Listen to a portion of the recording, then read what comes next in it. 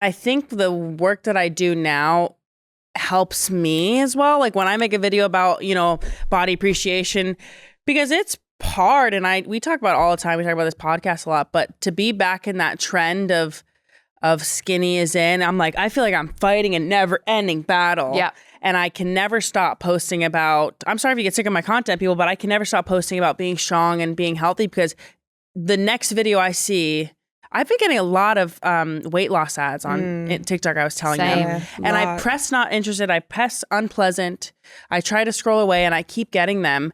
So for me, it's like, I'm doing this for the other people. I'm doing it for the young girls who I know are growing up in this. Mm-hmm. But I'm also doing it for myself, because it's hard out there. I mean, I'm very confident in my body, but I also feel at times like I wish my stomach was a little bit, she did lipo and she got like that. That's so easy. That's simple. And so I do this for myself to put it out there, because if I'm going through it, somebody whose body is my job, my body's taken me to 2 Olympics and Olympic medal. And yet I still. Same. Yeah, of course. Everyone here. Famously. And I still have problems with it. So I'm like, man, it's a never ending thing I will never stop talking about. Mm-hmm. I distinctly remember you getting angry when you saw somebody, that made a post about weight loss drugs or whatever, and you were like, that makes my job harder. I'm like I gotta clock in again. I gotta clock in, make another video, like talking about. Yeah, I don't want to talk about this shit all the time. I'm so sick of it. Right. I'm in my 20th year and speaking about this publicly, and I'm saying the same thing. Yeah, exactly. Nothing I've said has even been able to evolve.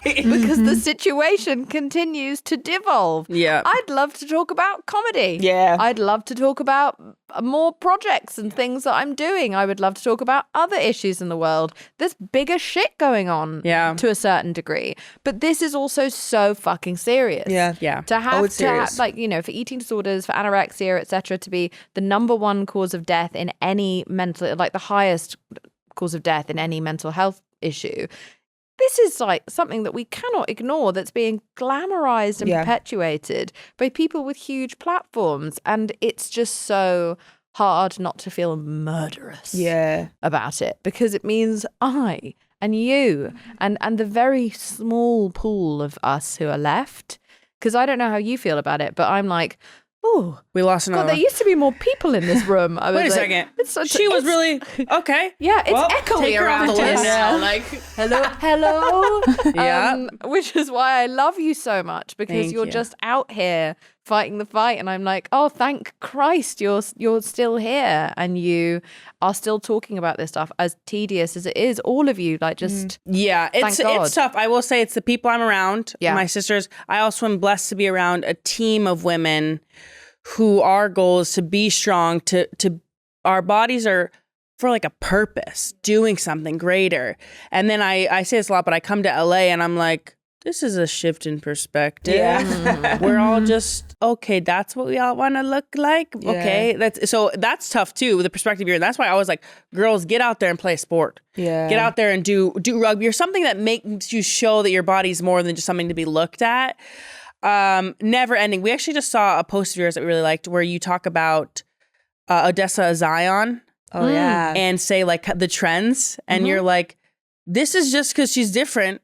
And so it's all now people who've done gotten their noses done are like, oh, I should have been that. Can you believe, we talk about all the time, but bodies are a trend. Bodies being trends. Bodies and faces swinging, are a trend. having to come back. It's all a fucking scam. And because I'm so old, I've been around now for so many of these loops. My exact hairstyle has gone, I've had it since I was 2. Right, so it's 38 years. It is the longest relationship in Hollywood's history. Right.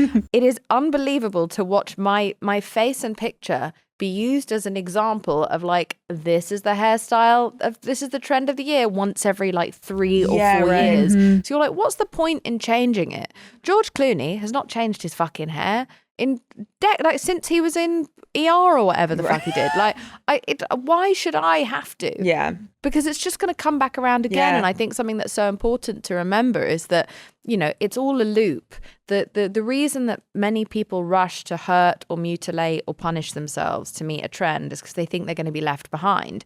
You cannot be left behind in a loop. It's gonna come back around. Yeah. Now that everyone's getting skinny, as soon as everyone manages to achieve the beauty aesthetic, the beauty aesthetic shifts and shifts dramatically. So everyone who had their BBLs that they almost died for removed and their breast implants removed, they're now going to have to go and be like, fuck, do I need to go back and get that? Do I need to get another one back? You know, we're hearing about in, I think, Korea, the women are now having bumps put into their noses because now the new status of beauty is to have a deviated nose. So the little button dolly nose is now gone. It's like people spend a lot of money on that. The ski jump and now we're doing nose. Facelifts, and maybe at some point facelifts will come out. And it's just, you know, everyone had their jaw shaved. I bet a wide jaw is going to come back in. Whatever it is. Hope you're ready. Yeah, whatever it is.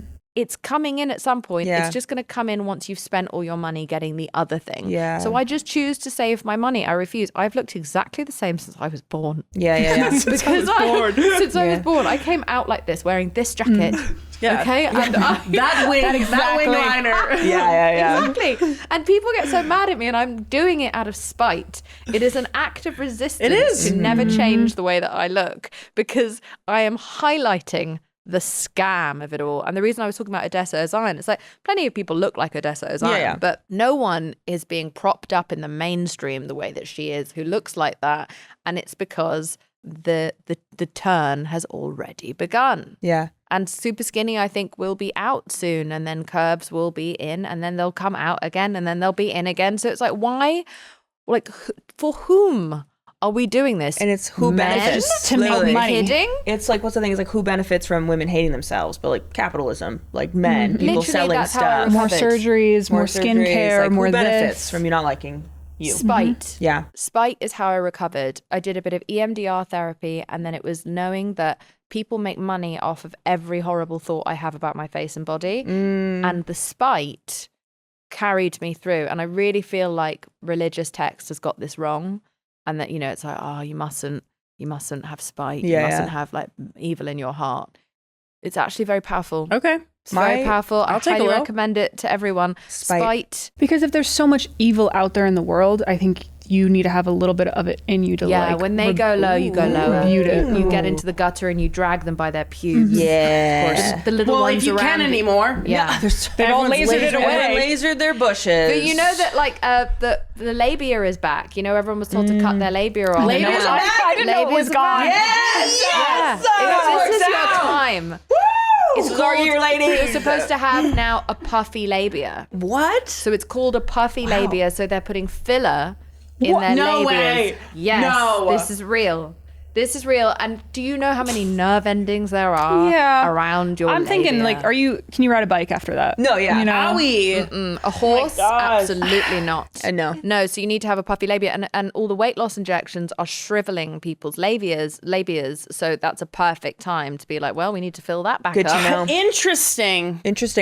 And this reminds me, the spite thing, I just heard on the internet too. It's like, my high horse has saved me time and time again. Yes. By being on a high horse about certain things. Like, I never tried vapes. I never did that because I was on a high horse about it. And now I'm not addicted to the chemicals or whatever about it because I was on that high horse. And I'm like, yeah, my high horse has saved my life a couple of times, especially from beauty standards and how they all change. I'm the same with manicures, facials, all of these things. I'm like, if my boyfriend's not spending money on it, I'm not spending money on it. Like, that's it. I just go pound for pound with him. It's like what he's willing to spend money on. He spends money on one moisturizer. I spend money on one moisturizer. I'm like, this motherfucker's not going to have more money than me. Right. All right. We're competitive. Yeah. You know, about our bank balance. And I'm like, right, okay, I'm going to. Does he have a drawer of sassy tights too? Huh? Yes, he does. Yes, I do. I borrowed these from I him. Yeah. But yeah, I just feel very passionately about not like, you know, I cut my own hair, which is why my friend looks really bad at the moment.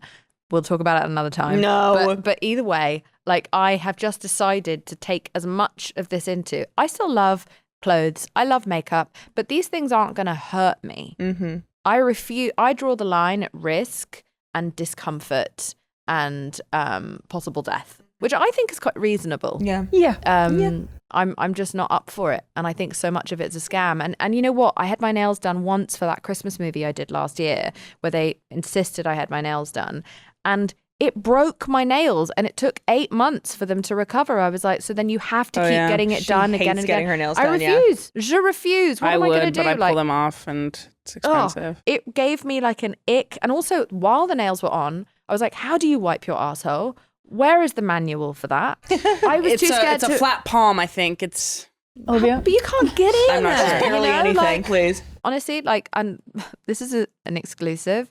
I was too scared to poo for 2 weeks. Do you know how dangerous that is? I couldn't do it. I had to get poo every day at the same time. Were you in the States or were you over in England? I'm You got so more sorry, bidets Jen. over there, right? Yeah. Huh? Don't you have more bidets over in England, or were you here for this? No, I was in Canada, and I didn't poop most of the time I was in Canada. But then I imagine at the end of those 2 weeks, sweet relief. Sweet Jesus. Sweet Jesus What relief. a great time. Never again. Incredible. Incredible. That concerns me.